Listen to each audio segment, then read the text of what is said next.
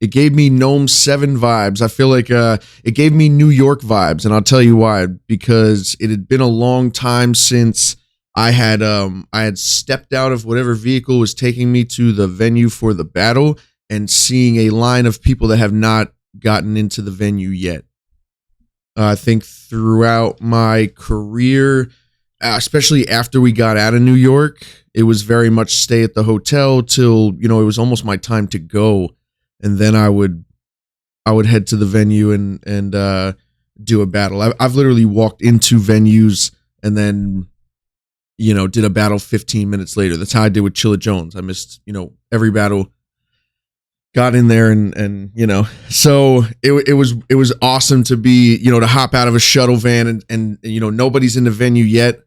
I get to go on the stage, pretend to, Tony Ferguson, that shit, pretend like you're picking up sand from the stage, rub your hands in it, kick your feet, make that little squeaky sound.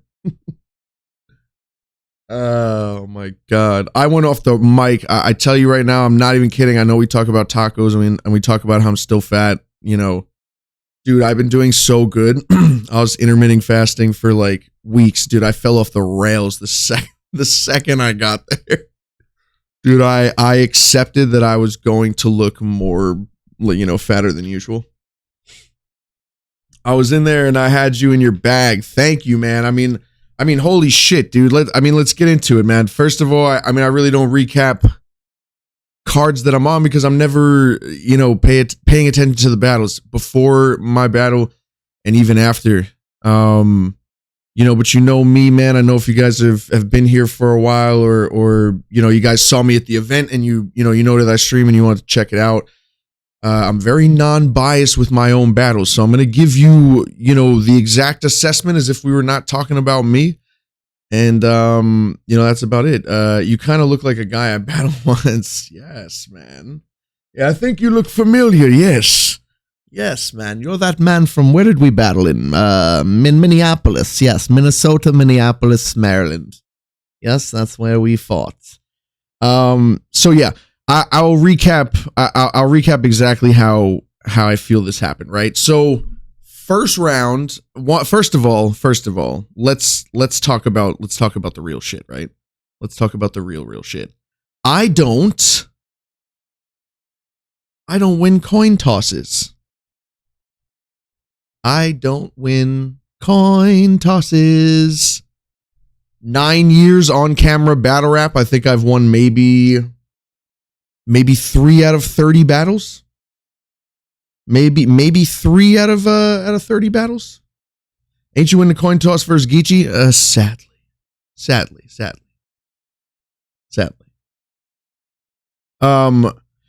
So obviously I lost. Nunn heads, and I went first. Dude, I thought I lit shit up in my first.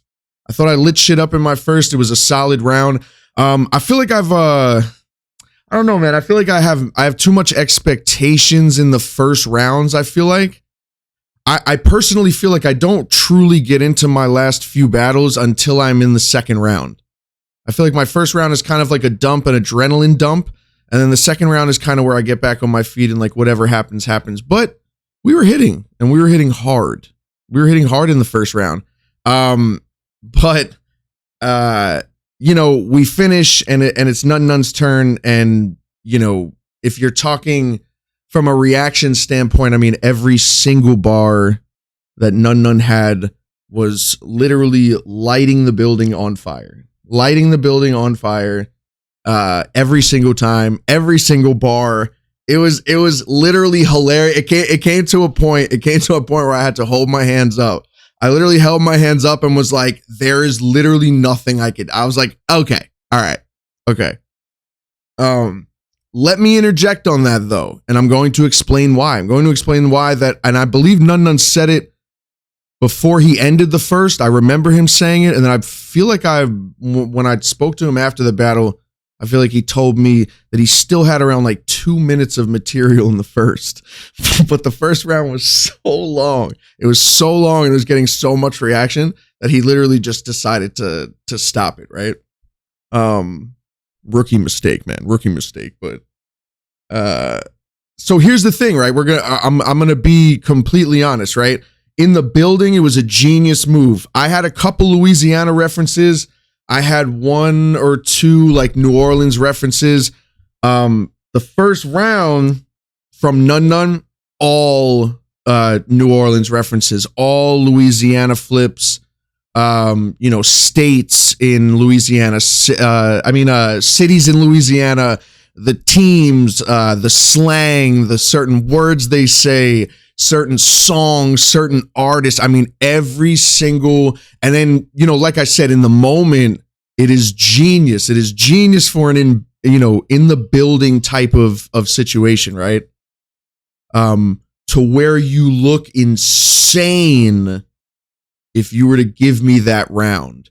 But I'm going to say, personally, I don't know if it's going to pay dividends when it gets released. There's going to be a lot of people that were like me that just didn't understand what he was saying.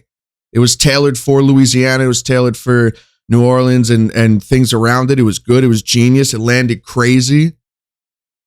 But it might be hard to catch for some people in the venue. But like I said before, I got to pick my hands up to that round. There's absolutely nothing I could have done.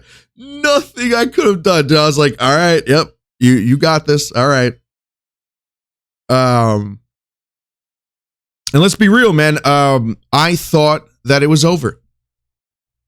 Yeah, truthfully. When Nunn ended that first round, I said in my head, here we go again. Here we go again. Here we go again. My hands are tied. Robert De Niro, my hands are tied. I'm never gonna win a battle. Clearly, again. I thought he had completely taken the energy out of the room, and I really didn't expect what I was going through, and this is why New Orleans was so incredible. Off rip, got right with me to the second. And I thought I blew shit out of the water in the second round. My second round was insane. Once again, an angle round. Quite literally didn't punch till the 3rd minute. And my material was 3 minutes and 20 seconds. I had 3 punchlines in the second. 3 punchlines in the second, and it was my strongest round. Versus Chilla, it's been the same kind of thing. I forget what got me to the dance. And I will look at times where I'm talking to somebody and I'll go, this is the weakest round that I have. Right, I'm emptying the kitchen sink in the first, which I still think is it's still an adrenaline dump. I'm not good at, and I think it's because I'm too comfortable now. I don't have that aura of timidness. I don't have that underdog feel, even though my resting face is a sad looking face, so it always looks like I'm getting cooked. Yeah, if I was standing outside waiting for an Uber, it looks like I'm getting cooked in a rap battle. If you didn't even know me. You're like, what does that guy's normal face looks like? I don't know. He looks like he's getting like destroyed in a rap battle. Cooked in the second round. I thought it was a lot of peaks and valleys in Nunn's second, but I really don't even want to. I don't want to go too crazy with judging it because, like most battles, right after it's over, I don't remember a single thing you said. I don't remember a single thing you said. You can never. I don't know anybody that can ever quote somebody right after a battle, unless it was like a real, There are a lot of people in the crowd with 1-1s. I thought it was very obvious that it was 1-1. So anybody saying 3-0, and I believe Nunn said that I had won the second. But I don't think, it's not a hot take. It's not a hot take. It was 1-1 going into the third, and I thought I took it home in the third. I thought I took it home clearly. Nunn had an angle in the beginning that was didn't really land. I'm not going to get into too much, but Danny Myers pulled out like a silk shirt and he was like rapping to a silk shirt. And I mean, I don't know, if you're asking me personally, it's hard for me to not think, just eye roll it. And it didn't really get, it didn't really hit hard, it didn't really hit hard. Danny said you got 30. I mean, he was the one holding up the silk shirt, so I don't know if you should trust that one. So I didn't like that start at all, man. And I thought that I had my foot on the gas in the third. Yo!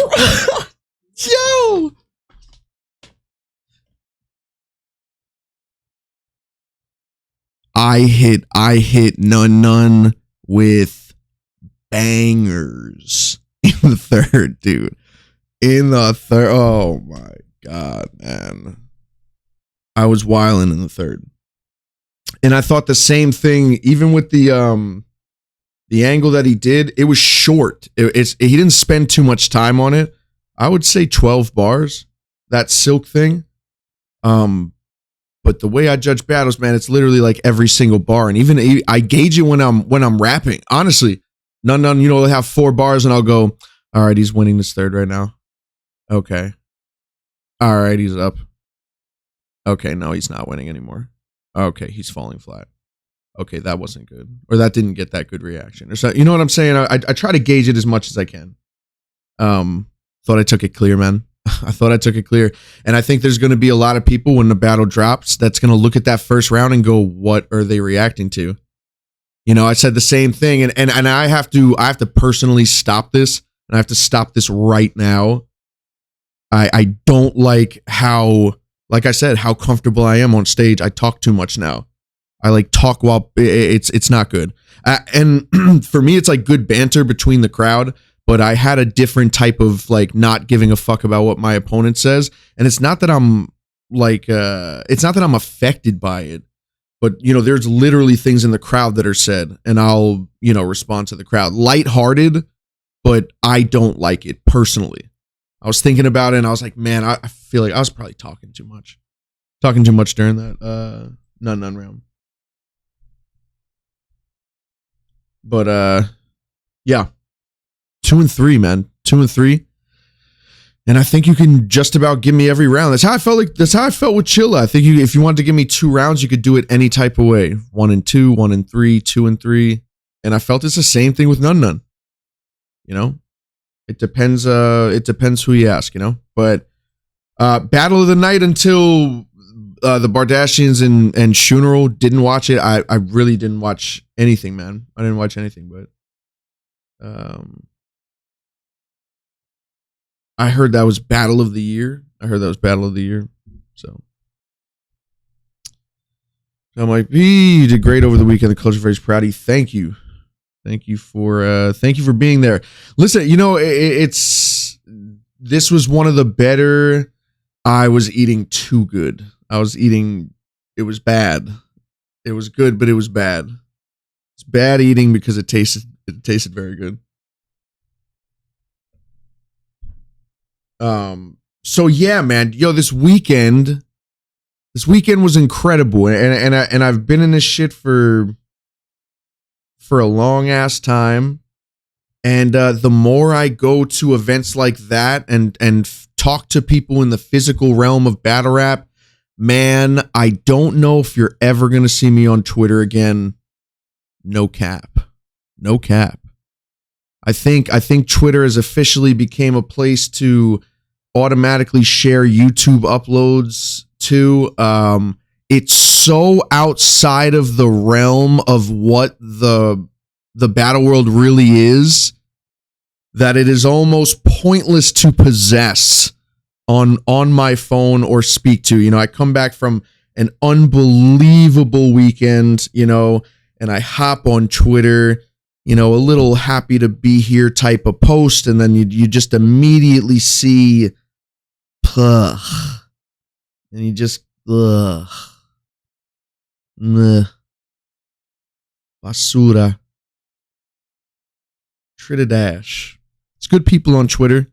It's respectful people on Twitter. But as I grow up and as I mature as an artist, as far as how I need to move, we are so accessible. You will never know me from a tweet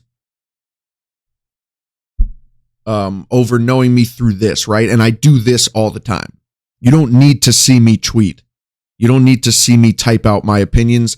You could come here every Monday. You could come here every Friday. You could come here every single card that I'm not on that Caffeine is hosting. I host it. I do this. I do that. I give you my insights. I give you my all. Basically everything you see me do on stage, I do here. So, the older I get, and I was mature enough to stop Facebook years ago because I thought it was tearing at the love that I had for battle rap because it was tricking me into thinking that was the battle world. You know what I mean? Battle rap on the internet is exactly that. It's a completely separate thing from the real world. And there's no point in seeing it. There's no point in me seeing it because it's not real. 72 likes can only take you so far, I was able to handle it when I was in the younger version of my career in 2015 and I was in my mid 20s and I was so new to people even knowing me in the first place. I couldn't even register hate. You know what I mean? Too young to even realize people or feel it. You know what I mean? But now it's just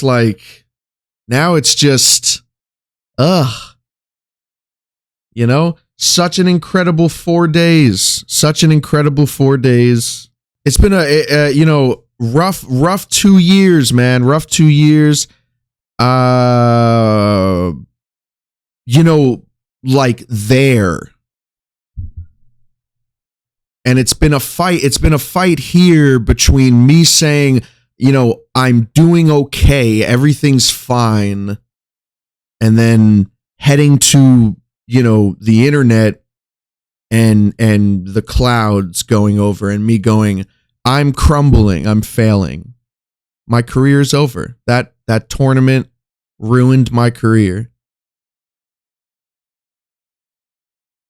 Finding that balance, between believing in what you know is the truth and every single day being tested on that very belief.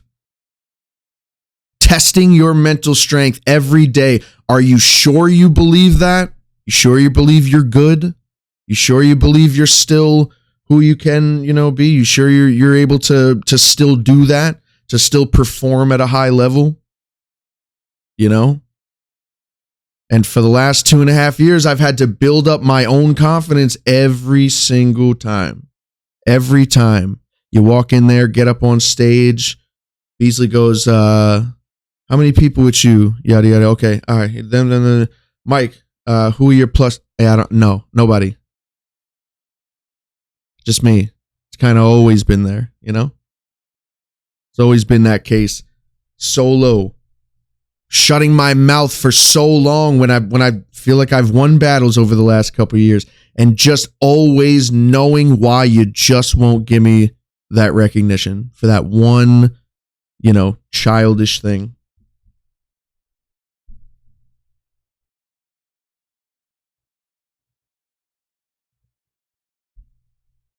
Thank you, baby. This is real. This is real. Twitter can't do nothing to me. Dude. The connections to this weekend, man. Spending time with Jack and drugs and having so many good conversations with people in New Orleans. Holy shit. Kids that go to fucking high school that have a test tomorrow and they're fucking talking about how they drove fucking 7 hours to see you perform.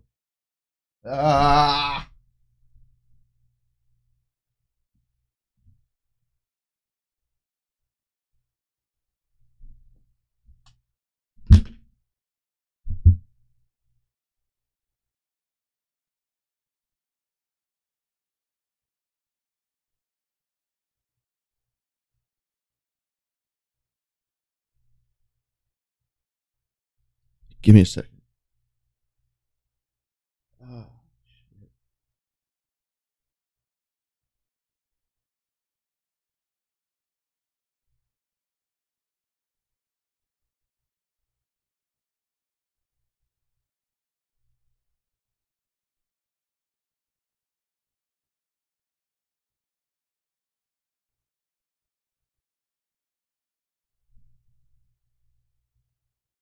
Ooh. These are good. These are good. Positive, I promise. Positive. There's never been a loss that I have taken in my life or in my career that has not benefited me more than my greatest victories.